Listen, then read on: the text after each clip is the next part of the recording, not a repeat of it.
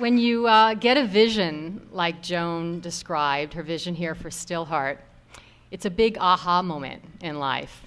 I'm sure you've all had those. When all of a sudden you realize exactly, and you know from your heart exactly what the next step is, what you're going to do, what your purpose is, what your passion is, and you just go for it. And as Joan said, without even thinking, there might not be any logical rationale behind it, but you just do it.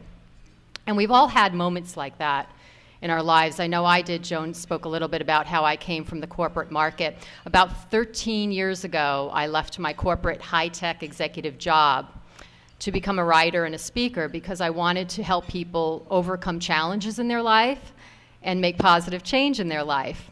And the reason for that decision was a result of a huge aha moment in my life when I had survived a series of family tragedies. And I knew that I needed to change my life in a way that would make a difference in other people's lives. And the biggest lesson I learned from being a writer and a speaker was that one person could make a difference in hundreds of people's lives. And that got me really, really excited. And the reason I joined Stillheart was because of another aha moment when I realized that Stillheart had the potential to bring in hundreds of people to make a difference in thousands of people's lives, if not hundreds of thousands of people's lives. And if any of you know me, you know that I would want to be part of that. I wanted in. I wanted to be part of bringing this creation that Joan created from her vision to life. I wanted to bring this to life. I wanted to infuse life in this business and bring the business forward. And that's just what we did together with my team here at Stillheart. Since we opened our doors in January 2010, we've had about 3,000 people come here from all over the world to participate in programs for personal growth and development, spiritual growth and development, or professional growth and development. And most of them were part of groups. We've had about 100 groups here. And their mission was all the same, and that was to help people make a positive change in their life, just like I wanted to do on my own. So, gosh, this is certainly the right place for me to be. And our educational mission is very simple, and that is we want to help people make a positive change, not only in their life, but in their work, in their community, and the world. And we feel that once you transform the individual, the rest is like a ripple effect. It just keeps going on and on and on. And I have some examples and stories to share with you about that. Our calendar, since we've opened, has been packed with such a diverse group of organizations and businesses and personal retreatants. We've had retreats like yoga retreats to teach people about mind and body practices for health and wellness. We've had corporations and venture capitalist firms and corporations from Silicon Valley and the medical field and the legal field, all wanting to bring their employees here so that they can take them out of their normal work environment and put them in a place where their mind can expand, where their heart can expand.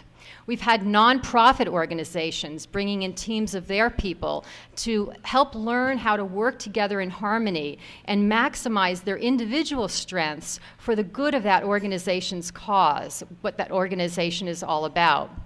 We've had Stanford University resident anesthesiologists come here for a day of learning interpersonal skills that will augment the clinical experience that they have. Speaking of Stanford, we have a Stanford psychologist that comes here and does retreats for women on mindfulness and gratitude. And we were chosen as the host for Google's first annual Women's Forum, International Women's Forum, and we had speakers Meg Whitman here and actress Gina Davis, and that was very exciting. Now, along those lines, we also do our own programs and events here at Stillheart, many of which are free to the community or offered at a very, very low cost. One of the ones I'm most excited about that we did this year was our Girl Power Day. We partnered with the Boys and Girls Club, and we brought 60 underprivileged girls ages 10 to 12 here to Stillheart. And they had a day of exploring their inner power, their inner strength, how to overcome challenges in life, and how they can take all of that, being meditation and yoga, back into their everyday lives. And that was such a successful event. We're going to be doing 3 of these next year, so I'm really excited about that. We also had our White Lion event with Linda Tucker, who is an activist and author for the White Lions of Africa, and she educated our guests on the plight of the white lions in Africa and how those lions have been taken out of their natural habitat only to be bred in captivity for gaming purposes, recreational hunting. So that's an example of some of the world awareness we're doing. We had our labyrinth event. For those of you who have been here, you know that way back down there we have a labyrinth that you can walk. And our community labyrinth event was to teach people what labyrinths are about and how you can use them for personal growth and development and meditation in your own life. Our Eating for Health lectures with Ed Bauman have been extremely successful. And that's about teaching people how nutrition and food interacts with your body in terms of, and your mind, and your soul, and your spirit, in terms of preventing disease, staying healthy, maintaining health, and also getting over disease. We've had our first ever International Women's Day, which will also be an annual event, where we had women speaking who deal with women all over the globe, talking about the challenges that these women face and what their organizations are doing to help these women around the world. And hopefully we inspired some people to actually be a part of those organizations as well. Speaking of women, next month we have Phyllis Brock from the Highland Group. Phyllis, raise your hand. Phyllis is going to be doing a workshop for women in corporate America called Claiming Your Power as a Female Leader. So that's another example of some of the partnerships we do. And the one that actually stands to mind most is the most recent event we did here for the community. And that was with a local women's group, a hiking group, Kings Mountain Hiking Group. And we hosted a hike and a potluck here at Stillheart. And they told us before the event that usually they get about 8 to 10 people showing up.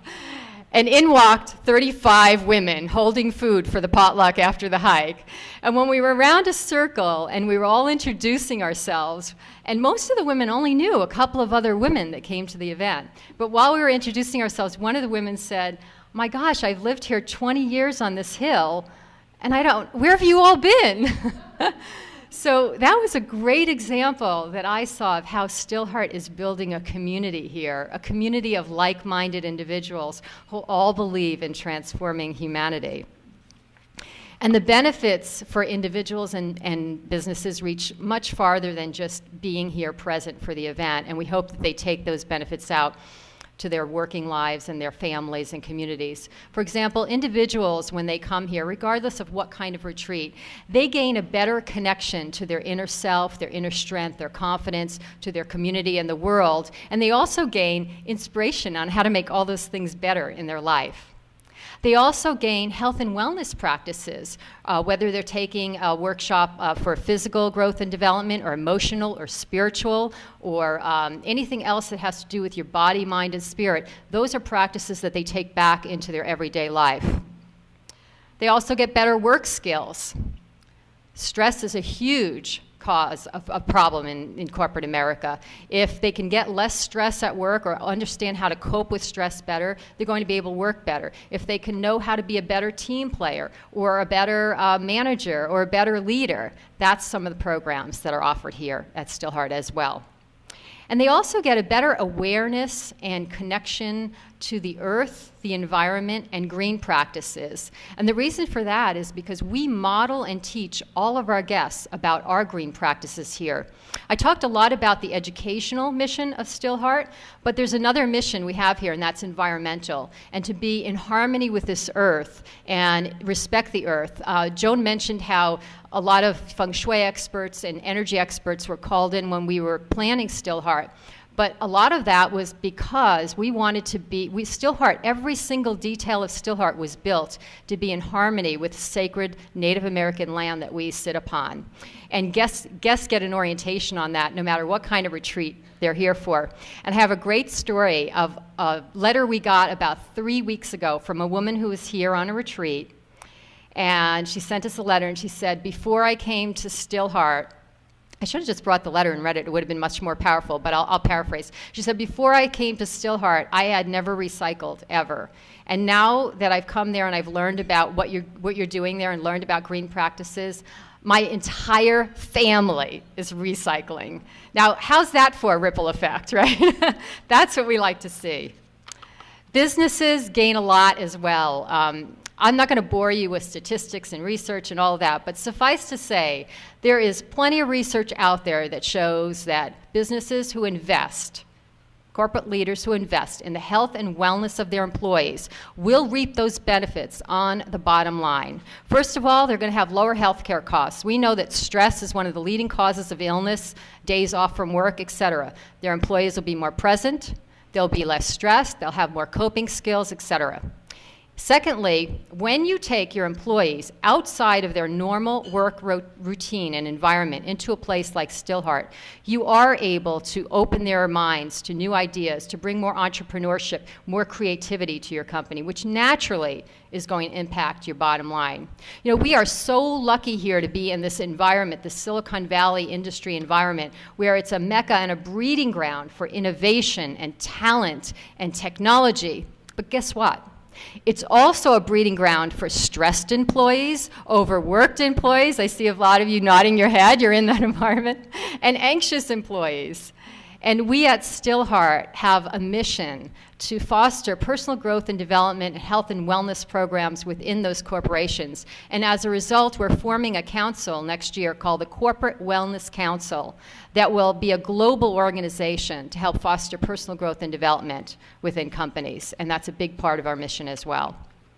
So you see, we are very unique here. What we do, what we look like, how we act, what we teach our guests about is very unique, and it cannot be matched anywhere else in this area or on the peninsula. Like I said, we're in the Silicon Valley area here, and we're so close to the hubbub of all industry and everything going on, but yet, and I hear this time and time again, when people walk through those doors downstairs, once they get past the fountain, they leave it all behind. They're completely changed, and they feel like they're miles and mountains away. And what I like to say is the beauty of this place is they're not miles and mountains away, they're minds away.